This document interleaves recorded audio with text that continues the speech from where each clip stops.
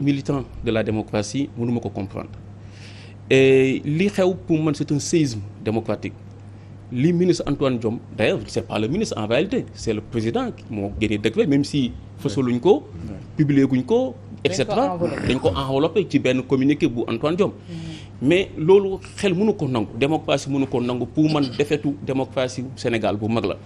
xam nga day baax léegi-léegi ñun ñëpp askanu Sénégal intellectuel média société civile ñun ñëpp léegi-léegi mën nañoo am ay ñàkk déggoo ay divergence yu mag ci léegi-léegi nit ñi ni ñuy doxalee ni ñuy waxee et cetera mais dañoo na am ay position ferme ci lan on doit être jaloux de la démocratie sénégalaise on doit être jaloux de nos libertés individuelles et de nos libertés publiques xam nga parti politique dafa di loo xamante ni maanaam association ci boppam dafa di loo xam c'est un droit fondamental ay nit ñoo daje waxtaan teg seen parti politique et que tas parti tamit mën naa jàpp ni non seulement que il y a surtout une dimension symbolique parce que tey boo tasee Pastef du am impact ci kenn ku nekk Pastef suba dem nekki candidat ci kii di ñëw amu ci benn amu ci benn impact mënu ko wàññi peut-être que ñoom li ñu bëgg li ñu njot yaakaar naa ko mooy que jàpp nga seen leader parti bi nga xëy tas ko nit ñi peut-être que xeex bi au lieu que ñu nekk di wax tout le temps peut-être que Sonko ils sont là peut-être que de parler de parti bi et cetera et tout mais beneen enjeu bi tamit pour man mooy que parti bi dafa nekk une machine bu mag la léegi nag boo ko tasee ku ci nekk ca ñoom da nga tal leneen lu nekk fi di xeex mais beneen mbir gi mooy li ñuy passif li ñuy dund tey day fàttali Sénégalais yi li PA yi doon dund PA yi bu ñu fàtte ni bañ ko tasee Senghor ba mu ko tasee dafa am aussi benn assaut bu am doole contre les militants ak les responsables du parti ñenn ñi wax naa leen ne dañoo awee génn Sénégal daw tey jii booy xool y a des certains militants de Pastef on se dit où est-ce qu'ils sont aujourd'hui ba leen Senghor songee à l'époque PA yi bëgg na si ñoo xamante ne dañ leen a jàpp dugal leen kaso ñii ñu jël leen daal leen di torturer mais xam nga pratiques yooyu c'est des pratiques vraiment bi Afrique je sais pas dans les années 60 70 80 même avant en tout cas ce qu'on appelle le vent de la démocratisation des années 90 donc lii bu amee dañ koy ñaawlu. mais est-ce que li ñu wax aussi parce que jëwriñ ji nga xam ne moo di porte-parole du gouvernement tey dégg nañ ko mu ne appel à l'insurrection yi nga xam ne moom la wax ne moom la Ousmane Sonko def li mu indi ci ay mort ci dëkk bi nee na toute l'histoire politique du Sénégal amu fii. waaw xam nga foofu ministre bi moo wax. mais kan moo firndeel ni ñoom li ñuy accuser ak moom li mu wax ni Ousmane Sonko ko def kan moo ko firndeel. mais ban posture la amoon posture de ministre ou de militant d'un parti. parce qu'en fait xam nga dans une démocratie il y a ce qu'on appelle la présomption d'innocence mais nit mën nga koo tuumal. waaye tuumal gi. non docteur fii Sénégal léegi dafa am la présomption de culpabilité. waaw il faut pas l'oublier. tout semble le ministre de la communication qui l'a créé. oui donc bon voilà tout semble mais beneen bi mooy je pense que lii day baax léegi bu ñu ci jógee. il faut que mu am une réflexion il faut que mu am des réformes majeures xam nga lu tax kan mooy ni ñuy tasee parti politique au Sénégal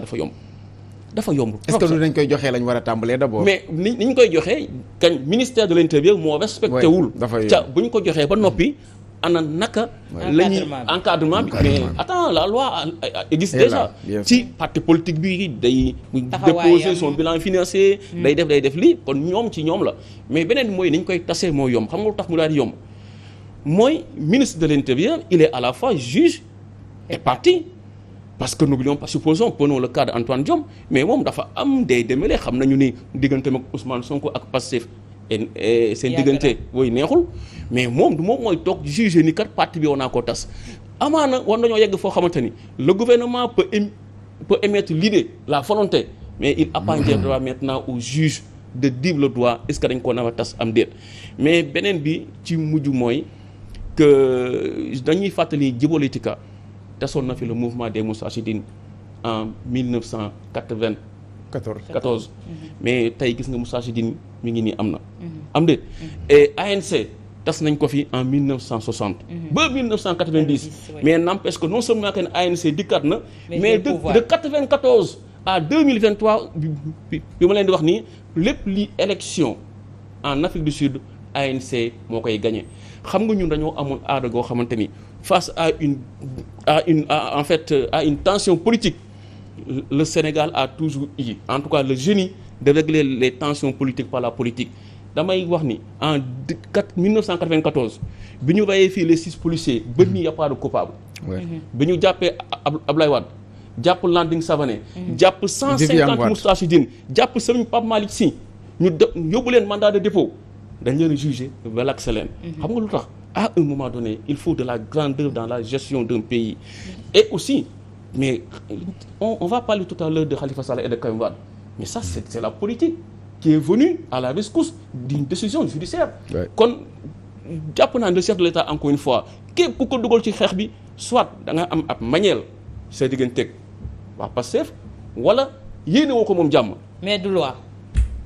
oh en fait man je pense que Sénégal toll nañu foo xamante ni. on est en phase de sortir de la démocratie si on n'est pas encore sorti de la démocratie de fait.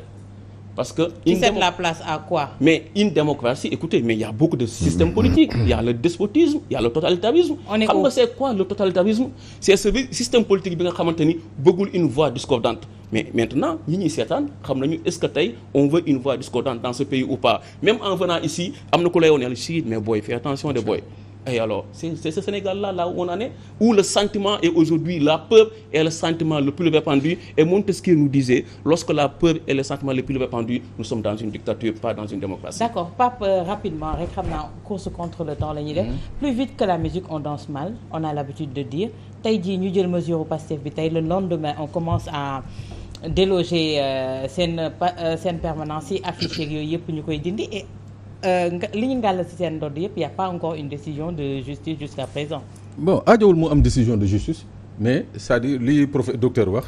dafa waroon ànd ak une certaine morale la morale aurait voulu que gis nga mbir boo koy teg da nga koy teg ormal ko ba mu jaar yoon. Tey le communiqué bi nga xam ne moom moo dissoudre parce que ce communiqué n'a pas de valeur juridique. ba nga xam ne mun nañu yónni gouverneur mun na yónni ay takk der wala préfet yónni ay takk der ñuy dem naan dañuy tëju siège mooy benn ñaar. mooy que dañ ne nous sommes dans un pays de droit daal di wax les actes administratifs comment on les exécute dans le cas d'espèce décret boobu ñuy wax il n'est jamais paru au journal officiel. notifié nañ leen sax déjà ñoom waa Pastef. au jour d'aujourd'hui il n'est pas dans le journal officiel ça veut dire que bu dee décret boobu même s'il existe on peut pas l'exécuter. mooy benn bi ñaareel bi mooy bi ma wax ni que je sais pas c'est le ministre ou ses conseillers mais dans la précipitation dans la volonté de vouloir saquer coûte que coûte Pastef. Ils ont oublié qu'il y a quelques mois Pastef a changé ses statuts et que le ministre de l'Intérieur ci boppam moo ko autorisé Pastef bii mu adressé bii mu tudd ci communiqué bi bokkul ak Pastef bi nga xam ne dafa changer ses statuts donc mu nekk benn mbir bi nga xam ne juridiquement le communiqué du ministre ne peut plus entrer en droit en droit de faire dissoudre Pastef. Okay, parce que rien que sur la dénomination il s'est trompé. D'accord. Georges, par rapport à cette question-là rapidement. Bon, je me dis que question bi j'ai donné mon point de vue là-dessus c'est que li ma si mën a yokk rek mooy je crois que bu ñu balaa ñu waroon jël décision boobu fallait d'abord que Ousmane Sonko nga xam ne mooy leader de Pastef soit condamné reconnu coupable des faits pour lesquels il est actuellement en prison. Parce que tout le monde sait que bon bu ñu nee dañu dissoudre le Pastef c'est en relation avec les accusations portées contre Ousmane Sonko. Encore ces actions à ce stade fu ñu toll nii ça reste au stade d'accusation. Oui. Donc il fallait d'abord qu'un jugement confirme ces accusations ñu mën ne on va tirer les conséquences de ce jugement-là. Qui serait donc la dissolution. Encore que bon même tout le monde sait que boo balaa ngay jël une sanction extrême war nga commencer par des avertissements en blâme balaa ngay jël maintenant nga xam ne. Une décision finale. Ensuite voilà parce que je suis sûr peut-être que bu ñu waxoon envoyé benn lettre d'avertissement à Pastef ne ko vous êtes à un stade boo xam ne vous êtes en train de dériver. bu ngeen moytu dañ leen di tas. mais je pense que peut-être que j'aurais dit voilà. D'accord Issa xam naa dañuy ñëw ci beneen point bi ñuy jeexalee laata may jox Pape ci wàllu Casamance tuuti moo di ñu ngi. On est en voie de réhabiliter Karim Wade ak Khalifa Ababacar Sall déjà ni ñu ko gaawantulee la précipitation ak ni ñuy defee loi bi également ñu jàpp ne loi bi également enveloppé na ko d'une manière boo xam te ne ça va porter préjudice à Ousmane Sonko tout en faire bénéficier kii di Karim ak Khalifa. Ouais, en fait permettez-moi de me citer Djibo Leyti Ka. moo nekkoon ministre de l'Intérieur jamonoy mooy Moustarchidine. xam nga bi coow li jeexee ba yëpp weesu. moom dafa jàpp ni c'était un coup boo xamante ni Ousmane Tanor Dieng Abdou Diouf ñoo ko monté woon contre moom entre ministre de l'Intérieur mais il disait ceci un État n'a pas à s'immiscer des affaires d'un parti politique c'est Djibo qui le disait ok maintenant ñëw ci li ñu jëm à l'Assemblée nationale le samedi et doon na neex si le chef de l'État tey jii dafa nekkoon vraiment dans une logique d'organisation élection bu équitable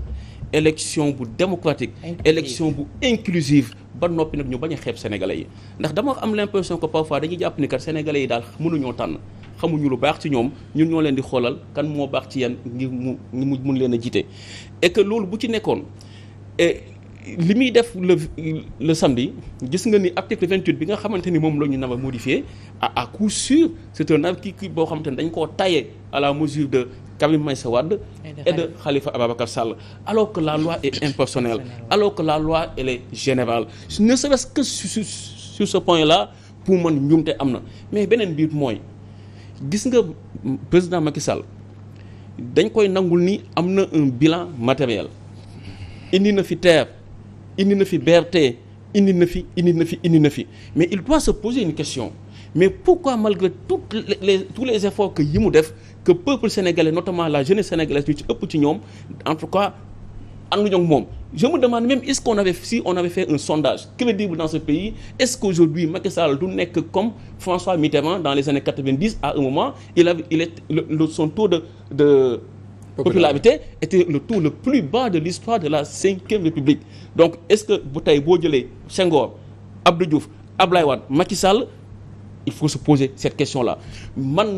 yaakaar ni mën naa jeexalee de la plus belle des manières et il peut même pourquoi pas entrer dans l'histoire il peut même revenir en 2029 mais yoon bi mu jël nii un bilan bi Sénégal bi mu nar a bàyyi mooy Sénégal bu xaajaloo il n'est pas en train même d'aider son successeur ndax mu ngi koy bàyyil Sénégal bu xaajaloo mais tey jii li ñuy wax ne loi bi dafa nar a porter préjudice Ousmane Sonko est-ce le cas non mais jusque-là Ousmane Sonko peut être candidat ah oui mais même loi yi bu ñu ko kiiwee Khalifa Karim Wade ñëw Ousmane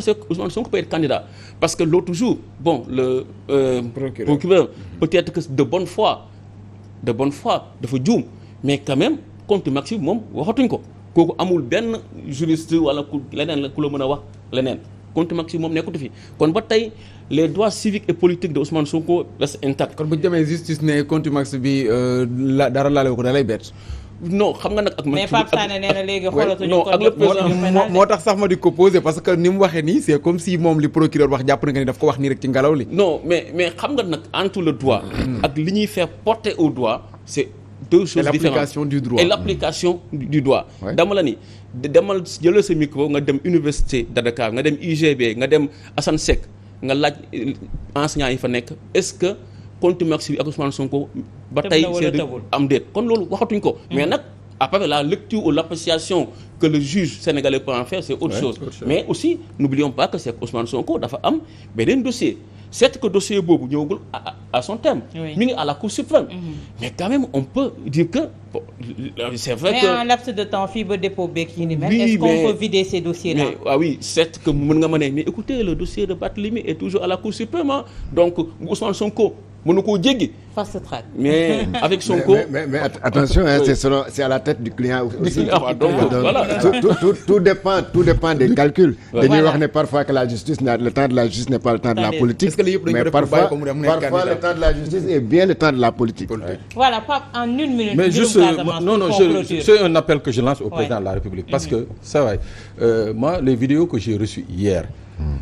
m'ont fait froid dans le dos parce que tey je parle même pas seulement de Ziguinchor mais même la Guinée-Bissau actuellement est sevrée il y a au moins des centaines de camions yi nga xam ne yiy jógee Dakar yiy jógee Gambie war a duggoon Guinée-Bissau mënuñu dugg actuellement à Ziguinchor marché ça n'existe plus les femmes sont obligées de se réveiller à 6 heures du matin 1 heure de temps après daal di lemaat seen état yi mun a dellu seen kër c'est-à-dire que si l'épouse de Georges ne se présente pas à 6h30 au marché mooy que Georges risque de ne pas manger donc ces problèmes-là je dis que il faut que le président c'est-à-dire au-delà du président au-delà de l'exécutif bi nga xam ne moo fa nekk parce que gouverneur waroon na génn wax préfet waroon na génn wax waroon nañu au moins tenir des discours yi nga xam ne faire en sorte que cela mën a arrêter cette situation ce blocus bi nga xam ne moom lañ fa teg mën a wax ak nit ñi ba loolu dañ au-delà de ça nag que le président de la République moom le Sénégalais yi fàllu c'est lui qui a la responsabilité sur les 17 millions de Sénégalais il faut que mu génn fait partie bon du Sénégal. oui il faut qu'il en parle pour jeexal gis nga état du caaxaan gis nga état dañoo jël ñun li ñuy woy le viatan dañoo jël suñu kàttan ñun ñëpp jox la gis nga macha allah li ñuy woy la puissance publique président Macky Sall amul en fait jarul sax mi wane dooleem yàlla moo ko may déjà ñun ñëpp ñu nangul ko bu mu nekk ci waaye booy bi daf ma gaañ waaye defante non ñu ngi koy xaar de la hauteur xam nga le président Félix Houphouët-Boigny tey ñi ngi jooy béjee xam nga tey Houphouët-Boigny bàyyi na li miracle xam nga ivoirien et cetera et tout jàmm jëg yëpp mais bokk na tamit ci lu mu bàyyi Côte d'Ivoire mooy dëkk bu xaajaloo après on peut lui reprocher cela tey le président Macky Sall gannaaw bi mu ñu bàyyi les terres bàyyil ñu BRT bàyyil ñu leneen ñu ngi koy ñaan mu bàyyil ñu Sénégal bu